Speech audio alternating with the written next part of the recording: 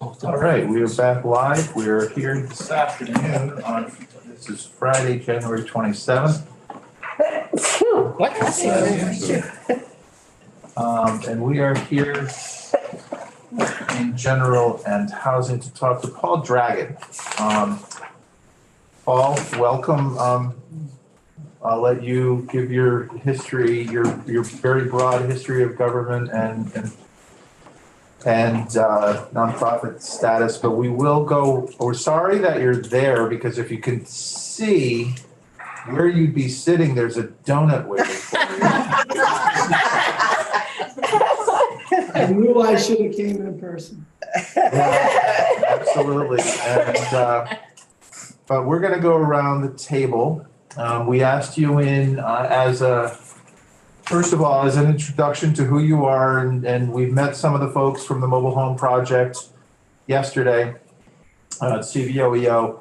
But I know that you've been very active in not only providing, that CVOEO has not only been active providing services to those who are experiencing homelessness, but you've been following the government's response to that. And I'm sure you have more than a couple of thoughts on where we are today with the situation. So we wanted to hear those from you today. But we're going to go around the circle here. Representative Tom Stevens, representing Washington and Chittenden.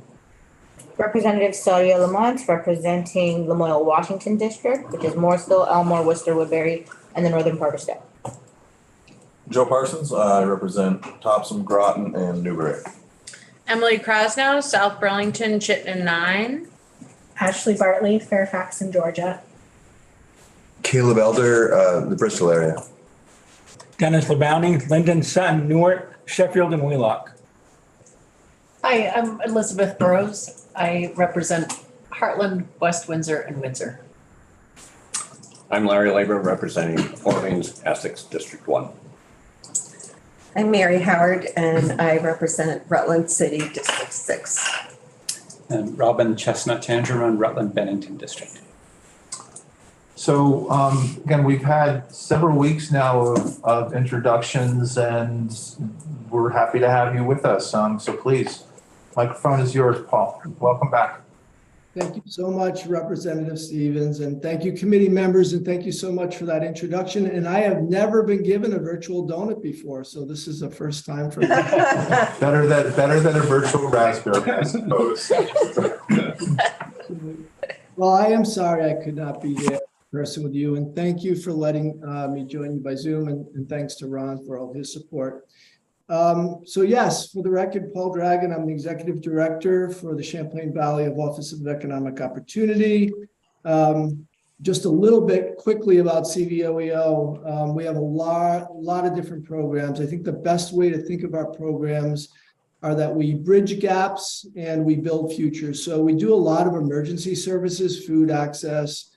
We have a domestic violence shelter. We work with a lot of people experiencing homelessness, but we also have longer term programs to help people get out of poverty, like Head Start, weatherization, financial futures, micro business. So we do a lot of different work.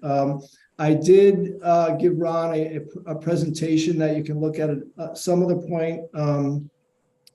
If you want to learn more about us, we served over 20,000 Vermonters last year. We have about 230 employees. There's some quotes on there from some of our employees that I think express what our mission is. And it really is about working holistically and as a community. So check those quotes out. We are very proud of our staff.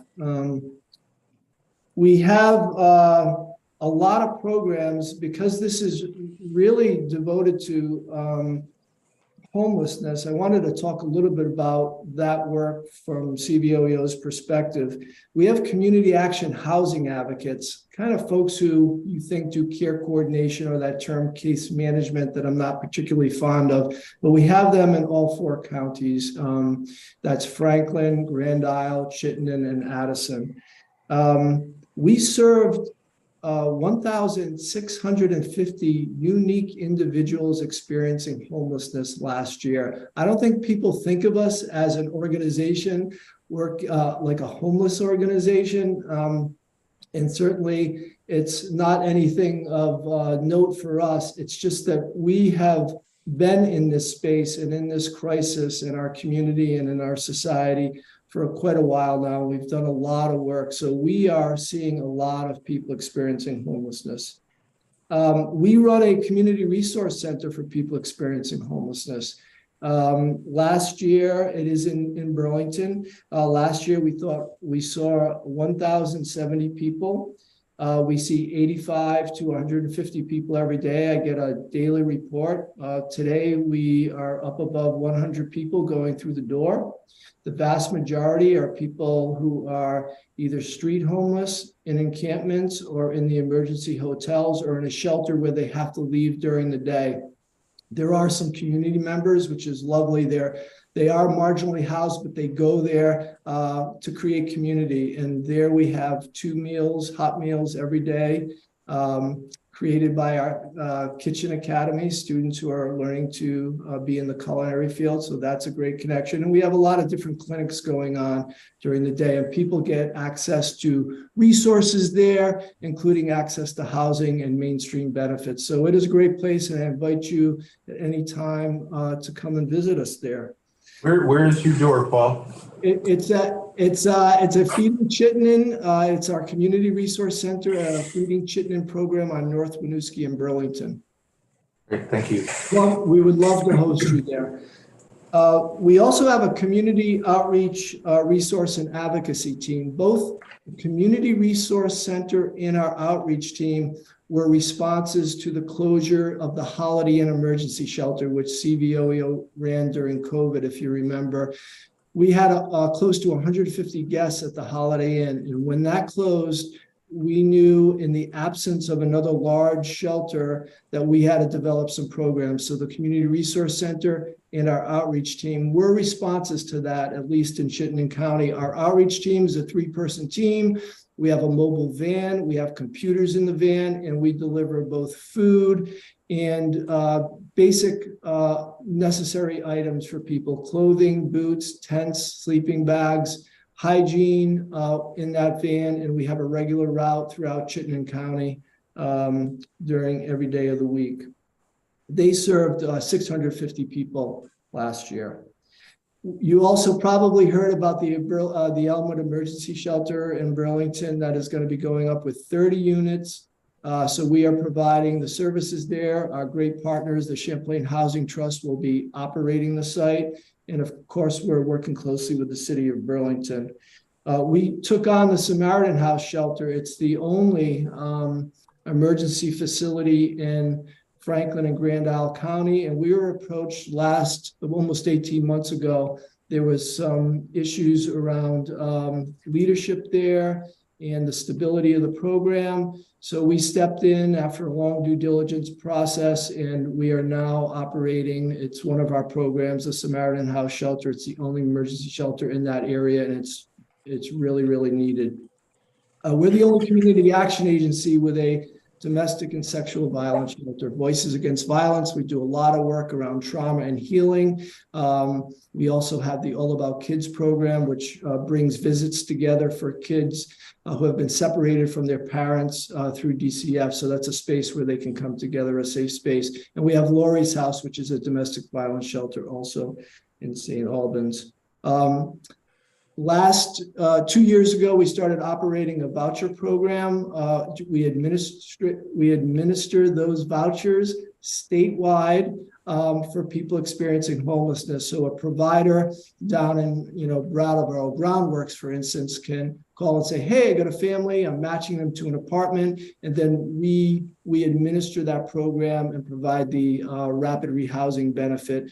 And the check goes right to the landlord. We did that statewide. We got 270 people housed. It was very successful. And we recently received the family voucher program, where we can help to rapidly rehouse 100 families. That's going to start February 1st. We're super excited about that. I want to talk more about that in a moment.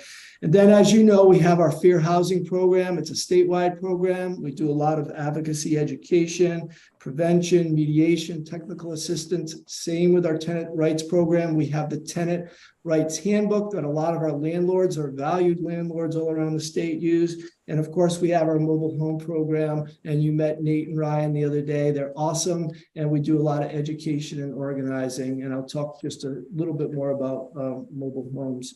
So in terms of where we are in homelessness, you know, I don't want to profess to be an expert at all, and nobody's got all the solutions here. It's super complex. The way I did the presentation, I was looking at some short-term, midterm, and maybe long-term solutions or ideas. So the first piece I know you're grappling is what's going to happen at the end of March, as people in the transitional housing program need to leave the hotels. And I know it's been a conundrum. I want to thank you all for paying such attention to this. And I also want to thank our state partners. This is really, really complex. And I think DCF and AHS, they have done a really good job and trying to do the best we can as we, you know, kind of make our way through this all together.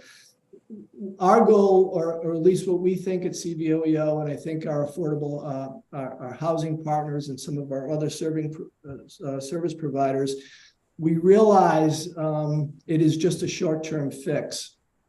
However, we do think we need to extend that transitional housing program by moving people into the general assistance program under the more relaxed and open rules of adverse weather, at least until June 30th. I know there is not a lot of money there, and I know that only buys us a short amount of time, but I think it's pivotal that we don't have people exit right away at the end of March. If there's limited money, and again, I'm not familiar with exactly the dollars that have been there. It's been a little bit complicated, at least for me, but I do think you could prioritize, you know, children with families. I think there was 266 the last I heard in the transitional housing program. You could look at individuals with disabilities, and of course our older Vermonters, which we need to get housed as well. So I realize it's a short-term fix. Nobody wants all that money to go just for a few months,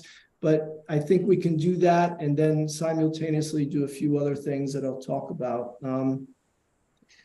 In terms of short term, you know, we're members of the Vermont Affordable Housing Coalition, and I know at the budget adjustment, they requested $55 million just to maintain the current pipeline. We are certainly for that. We are in the position at CVOEO, like we pride ourselves on being a housing first program.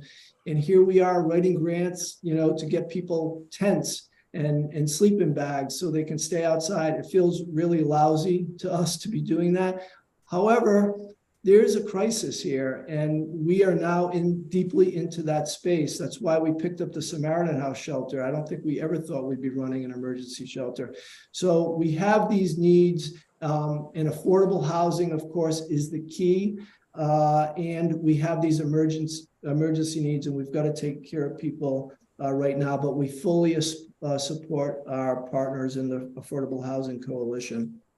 I think when we talk about what's going to happen over the next few months, you know, we used to have some venues to have these conversations. And when I was at the state, we did the roadmap to end homelessness. And if you go back to that document, we spent a lot of time with a lot of partners on that. And there's still a lot of validity in that 2016 document. And I urge you to take a look at that, because I think it did provide a roadmap. And, you know, of course, we have to pick and choose because there's not endless dollars, but that should come back kind of to our forefront of thinking. We used to have the Vermont Council on Homelessness that was convened at the Agency of Human Services. Why aren't we doing that right now? Because we've seen homelessness not skyrocket, that might be too much, but certainly increased dramatically over the last couple of years. And we also had the Child Poverty Council. This was a forum where state folks, community partners would come together to talk about poverty. And when we talk about poverty with children, that's really strategic. That's preventative. That's upstream. I don't know why that venue, we are not reconvening that. And I would suggest in lieu of that or in conjunction with that, over the next few months, we set up an emergency task force because we have a lot of people who have been housed through the transitional housing program and through shelters, thanks to the good work of you, our state partners, and our community partners. And now the problem is they're going to come out of there and we don't have solutions. So I don't know what that is, but we need a lot of good thinking, whether it's an emergency task force or reviving one of these other forums. There are some other things that I think we need to do. Our shelter system is we have 26 shelters around the state. We have staff who, there's not a lot of funding there. I think, again, everybody's doing the best they can. But we are seeing people with complex medical, mental health, and co-occurring social disorders. And we are doing a lot of work that on behalf of the healthcare system. And so I think we need to take care of our shelter staff better. So there's some continuity in services there. It may sound like a little thing, it's an important thing because wages and benefits and training is going to be really, really important. If you look at the DCF report that they just did last week to the legislature, you will see the high number of people with disabilities and with chronic medical conditions. And I can tell you right now at the Community Resource Center, and when I spent time at the Holiday Inn, we had people over 80 years old in emergency shelter. Our staff had to change their diapers. This is happening in different areas of the state. So we need to value our shelter staff. Again, we have 2 shelters. We're new with the Samaritan House. I'm speaking on behalf of other shelters all around the state. I think this is really important. We need to engage the healthcare, the mental health, and substance use providers in this work. It's not that they're not there at all. They're super busy. They may be underfunded. They're important partners. We have to create more of a formal mechanism for them to be working with people experiencing homeless in conjunction with the homeless providers. We received a health equity grant from the Vermont Department of Health, and we have a mental health provider now going to our Samaritan House shelter 1 day a week. It's limited, but that's the kind of partnerships you need to have. These are such complicated issues. So we need to bring everybody together around this, and mental health, substance use, and healthcare is really, really important. I think, I don't know what's happened with the healthcare money that was supposed to go out to the communities. But I will tell you, we are providing respite and care for people with medical conditions. And I think some of those healthcare dollars, and I know this is controversial and I'm not expecting it, should be for that care that is being provided at some of our shelters.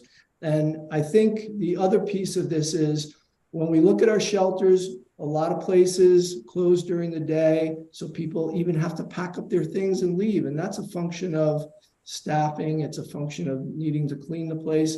We can do much better with our shelters. We can immediately in the short term start to revamp them to make them more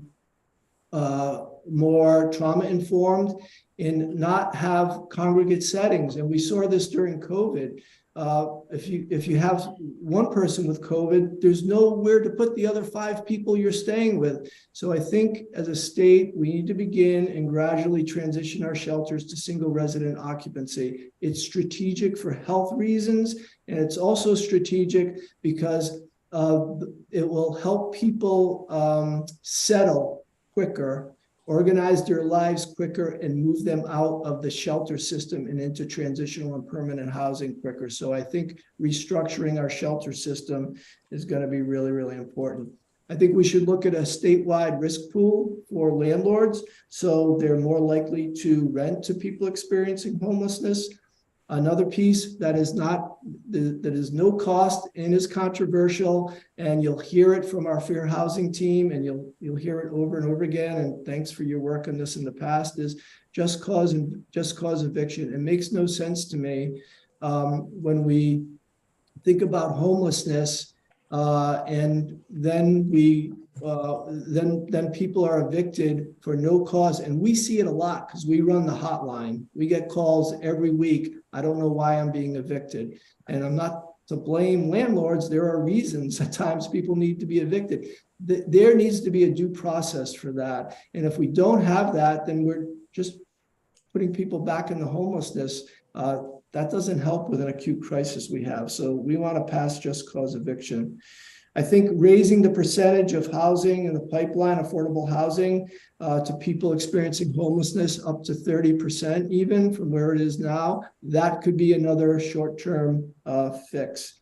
And of course, I know you're probably already doing this, but identifying redevelopment and reuse sites for emergency, transitional, and permanent housing, those sites that maybe the state owns that are out of use. I think that would be expensive, and it would be important to do a full review and look at that strategically.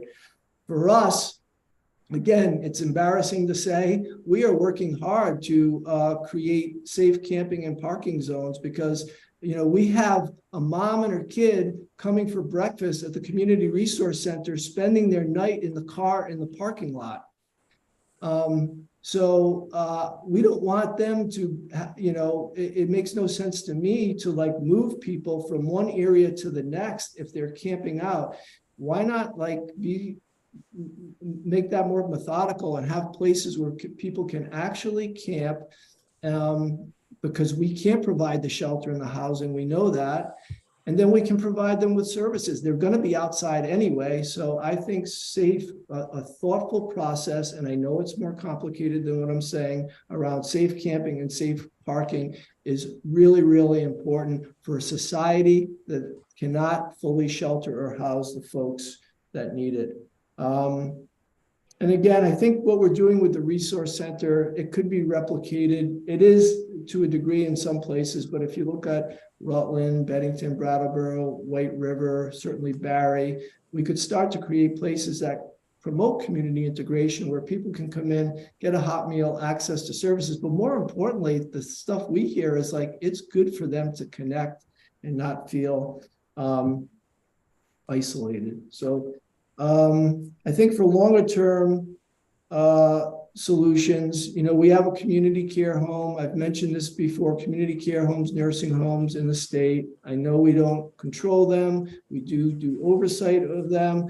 And, you know, whether it's reusing some of them or trying to use some of them, or just modeling some shelters that can provide a higher level of care for people experiencing homelessness. Again, this is temporary, would be important because I know we can't manage all the people we're seeing with the chronic medical conditions, the mental health and substance use conditions. It does them a disservice, it does our staff. So maybe we could think of a few regional community care homes or shelters that are also providing better integrated health care for people. I think that would be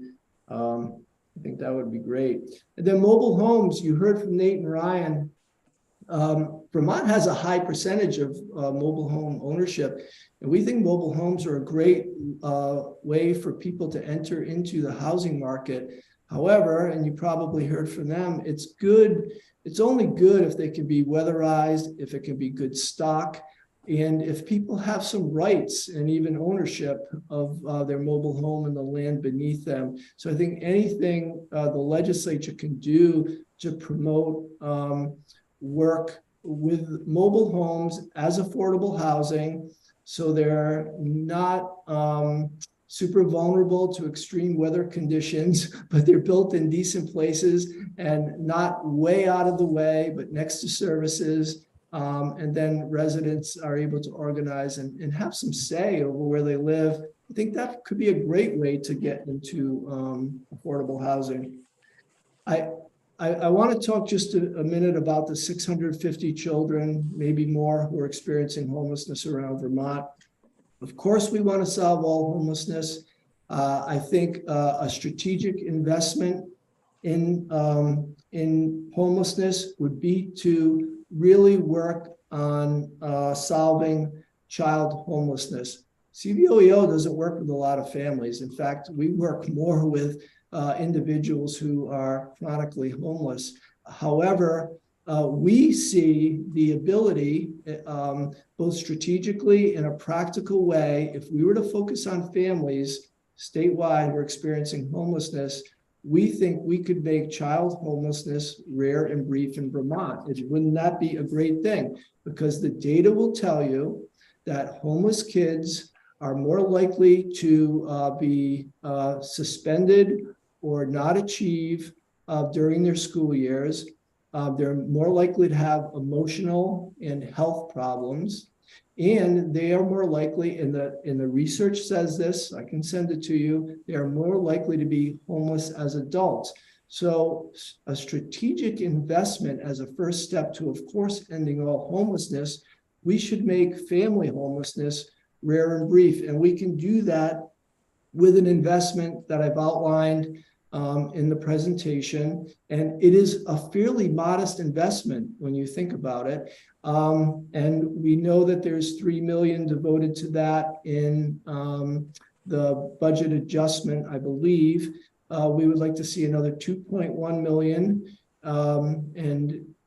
In the presentation, we'll outline exactly what that means for the number of families that we can get housed. That should be paired with 1.5 million that would go to the Family Supportive Housing Program. It's a proven program. It is a program that is run out of the Department of Children and Families and granted out to providers. And that can draw down Medicaid. So additional resources through the targeted case management category and Medicaid. And I think we could, start with an initial investment this year, another investment next year, and then ongoing, and again, minimal investments, I think, for what we're trying to do each year after that, to really make homelessness for families, again, rare and brief. So that is the pitch for me around child homelessness. The last thing we want to do is pitch one category of people against another. That is not the intent. The intent here is that that's an upstream approach, a preventative approach to really trying to solve all of homelessness. So thank you. Thank you for that, Paul. Could you spend a couple minutes going beyond the bullet list and just telling, you've always, in my experience with you and your work, it's always been very creative and it's always been very straightforward, not controversial to me, because I think we've heard plenty of uncontroversial stuff that hasn't worked. But when you talk about restructuring the shelter system, that's kind of new to me in terms of, when I first met Rita Markley at COTS, in her energetic way, she used to say, I want you to put me out of business because nobody really wants shelters. But at the same time, we recognize that we need shelters. We're not at a point where there is some place for everyone to go. And in the years since that, we've loosened the reins on who can be in shelters. We've dropped restrictions a little bit. Then the pandemic came, and here we are again. So, can you just share some of the thinking that you've been doing, and I guess I can call it Imagineering, about what restructuring the shelter system would look like statewide?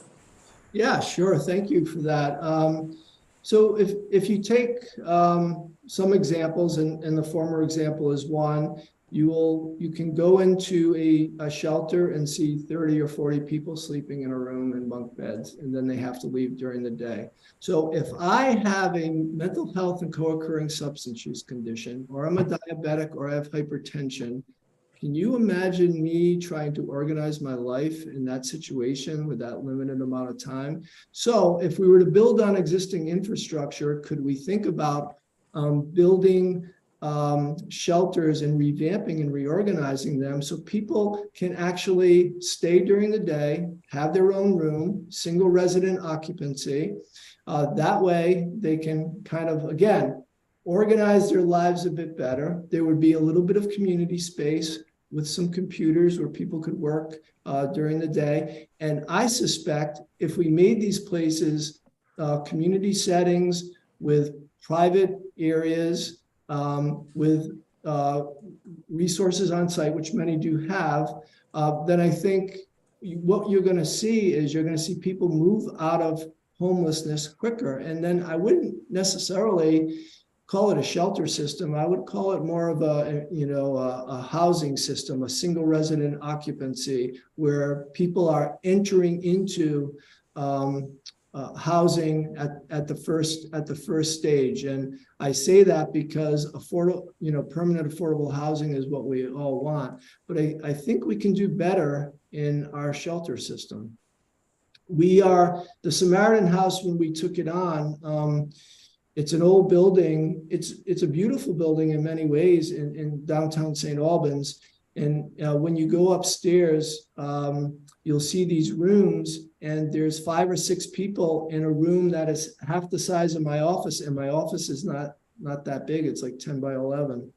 It's not sustainable. And so we did get a grant from the Vermont Housing and Conservation Board, and we are revamping that into single resident occupancies. And every time somebody had COVID in one of those rooms, we had no place to put them, so everybody got COVID, and none of this is going away. And then it's not just infectious disease, it's also people who are have other complex things going on in their lives, which makes it really difficult to sleep and stay in that environment. So I do think we could build on an existing infrastructure with great leaders, great staff, and really do better by our existing shelter system. And low barrier as well. Having, again, for me, everything should be based on behavior. If somebody comes in and they've been drinking or doing drugs, not that we condone it, however, they are going to need a safe place to stay. So as long as their behavior is okay, then they can stay and be there. And that's important because that's the only way we can work with them. And I will just make another pitch, and this won't be for every shelter, certainly. A lot of the folks we see have dogs and companion animals, and they will not stay in a shelter if their dog is not allowed there. So we've laxed the rules around that and really tried to work hard to make that happen. These are little things, and they're important things. The services, when you say your community center, is it similar to what's in Hartford? I'm blanking the name of what's the organization in The Haven. The Haven. Yeah, I think it's similar, probably, of course, on a larger scale with, I think, more resources.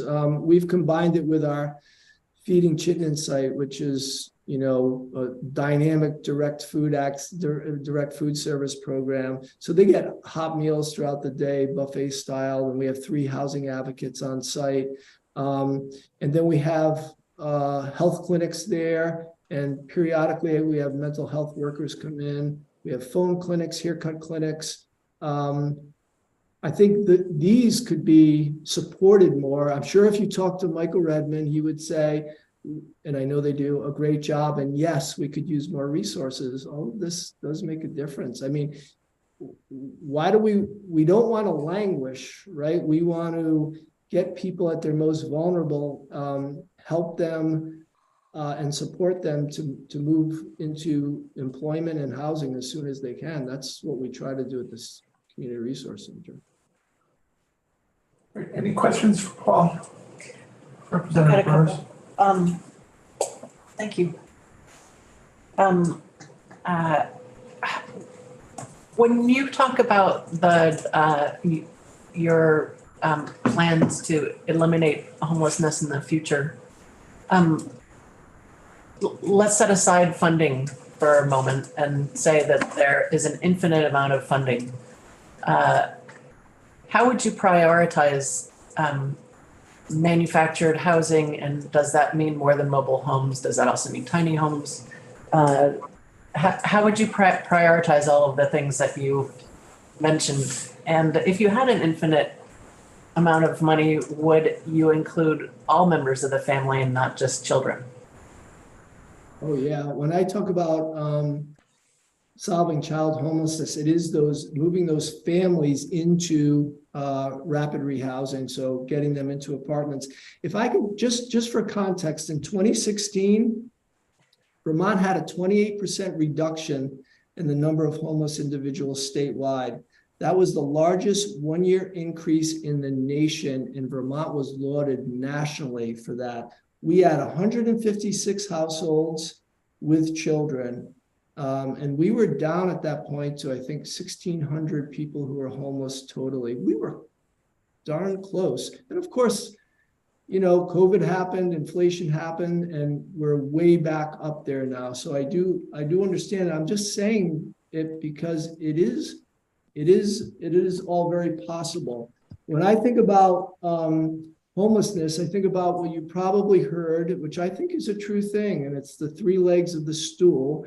It is affordable housing, which is huge, and you know that. We just have to have it. With 2% vacancy rates around the state, we have to build, and I love the ideas coming out of the legislature to build in more congregate settings, to ease zoning laws to allow for ADUs and more congregate housing. So yes, it's affordable housing, it's support services, and it's prevention. And I think in the affordable housing sphere, it is certainly mobile homes where people have collective ownership would be great. And it can be tiny homes.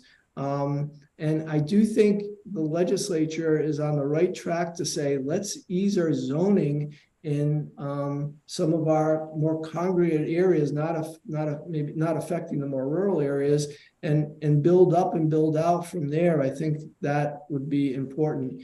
And stronger support services, any houser will tell you that is really, really important, because there's not enough there. And we have in the past sent federal vouchers back because we didn't have enough services provided to warrant the voucher. So getting people into employment, getting them settled, getting them into mental health and substance use care, these are long-term things, these are hard things, and these are important things. None of us wants to have to do it, but we got to carry each other's burden. That's why we're all here. So support services are super important. And then once they're housed, we don't want people coming back out. I don't know if I answered your question, but yes to the above on all the housing possibilities, including tiny homes. I just to clarify, I didn't mean to imply that I thought that only children were receiving services. I meant that. I was clarifying, I think. Yeah, I got that. I meant that our elderly population also, sort of needs to be included in that as well. And I wondered, just as a follow-up regarding mental health and substance abuse, to what degree do you think it's a chicken and egg problem? Do you mean in terms of the causes of mental health and substance use, or the way providers work together? What I mean, I'm sorry to be vague, it's that time of the afternoon. To what degree do you think that that mental health issues cause homelessness versus homelessness causing mental health issues? Oh, it's such a good question. I wish I knew the answer. I think from being in this field for a long time, and I was a provider, and I also had a private life with family members. I think mental health that is not cared for can have somebody spiral down into homelessness, and I have seen that. And I also think that homelessness can be so traumatic, and that's why we're saying let's keep the kids housed, that it can turn somebody into a very anxious, worried, and person who can be certainly depressed. In the presentation that I sent to you all, you'll see at the end, Sean is at one of our shelters, and he volunteers at our food shelf up in Franklin, Grand Island. I have permission to use his name, but his quote will say it all, because he says his homelessness is, to paraphrase, it's made him question his existence, whether he's better off not being alive. So I do think that homelessness really does affect a person's state of mind. Thank you. Any further questions for Paul today? Paul, we'll be back. As you mentioned, we'll find out what happens in the BAA in terms of extending some of those necessary funding for those, funding that would keep folks safe for at least another quarter, I guess is what we're shooting for before we go to the big bill. But thank you for your time. And I think we'll see you relatively soon. I appreciate you all so much and all your service to Vermont. Thank you very much. Have a great weekend. Thank you so much. Thank you. We'll stay live for another second here.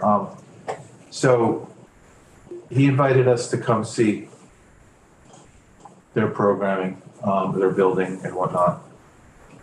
You may have heard that other committees have taken field trips already, and given that this committee gave up alcohol, we can't get a brewery, distillery. As a portfolio joke. That was a personal choice. Yeah, we lost going to the Camp Johnson or Ethan Allen and for the National Guard, and any brewery, distillery, or winery we wanted to visit. However, a visit, in years past, we've gone to the Haven, we've gone to see where Vermont's modular homes are built.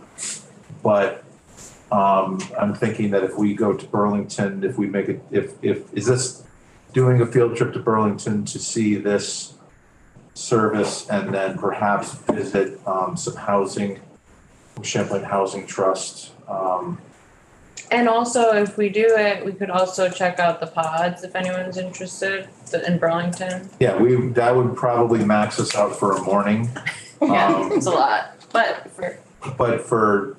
we couldn't. I mean, totally. This is just kind of serendipitous to his invitation. I've been thinking that where could we go for a field trip. So if that's something we want to consider putting together, we can find out. I mean, it'll be a question of seeing how geographically diverse we are. Do we do it at the beginning of a day when all of us are based in the central Vermont area, or if some of us are driving in, what's going to be easier to manage? So we'll figure something out. It's been a while since we've had a field trip of any kind. So I think it's been a while since we've gone out. So yeah, Dennis. If you want, I can bring my school bus and meet everybody here, and we can. Somehow, Dennis.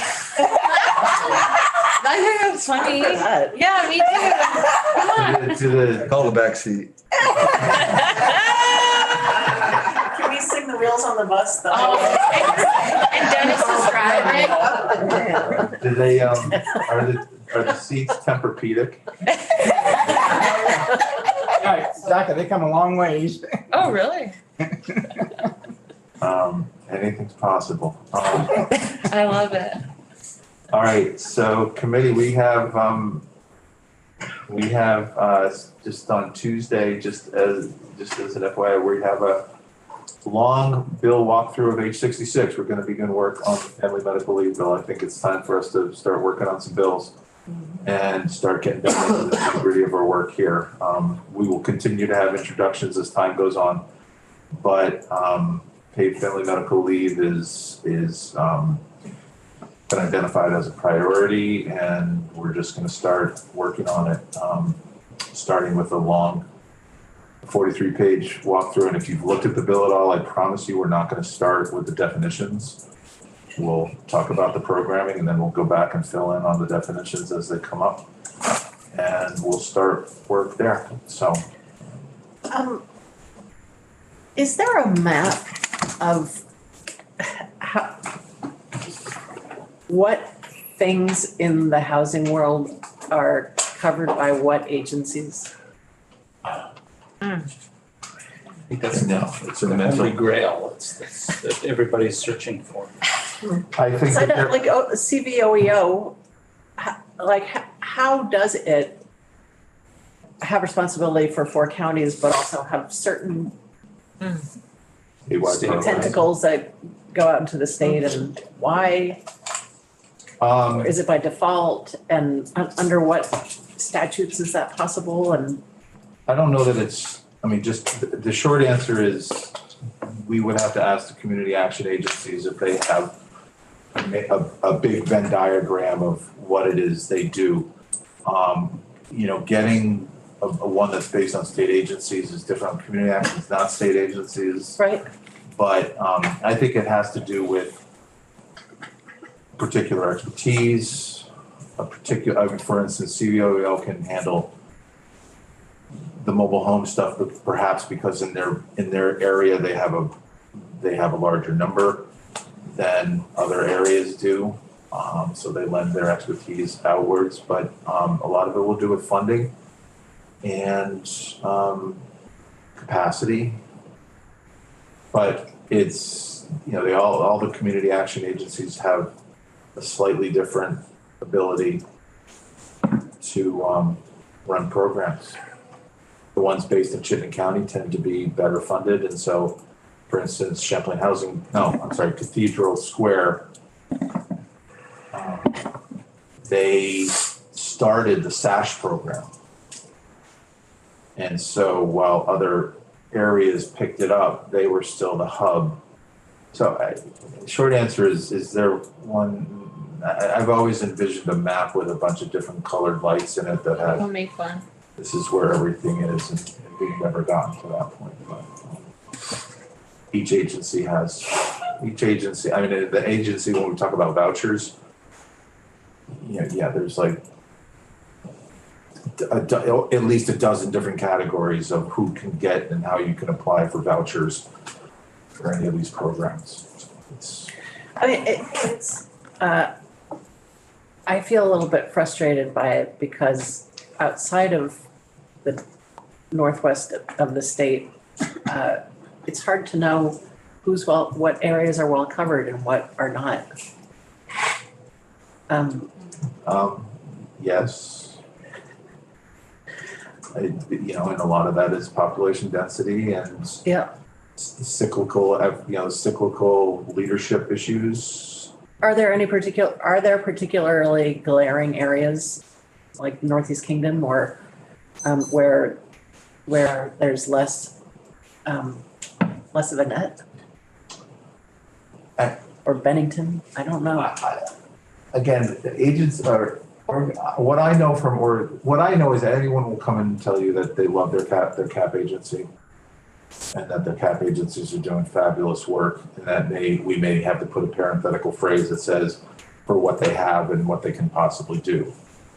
Sevka down in the southeast, I don't know if they still do it, but we used to see a collection box up here for textiles because they were the only cap agency that did it. Northeast Kingdom Community Action has, I've never heard a bad thing about them, but again, the issue might be, because that's what they provide and everybody loves their organization. At the same time, I know years ago, Rural Edge had a tough time And right now, southwestern Vermont area is having a tough time with their affordable housing agency. So it's cyclical, but they're always looking to get better. So whether there's glaring errors, I think or glaring areas that are lacking, I think it has to do, everybody will say their capacity is low or they're stretched thin. Kind of what Sue Minter was saying for Capstone. So it's the net is always being mended. And there's always funding that keeps it going, but never enough in the before times anyway. So. Right.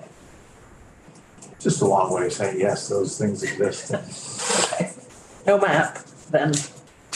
No, but again, we could, not to say that should be a side gig for us, but the idea of having a map and saying, I'll take a stab at maybe.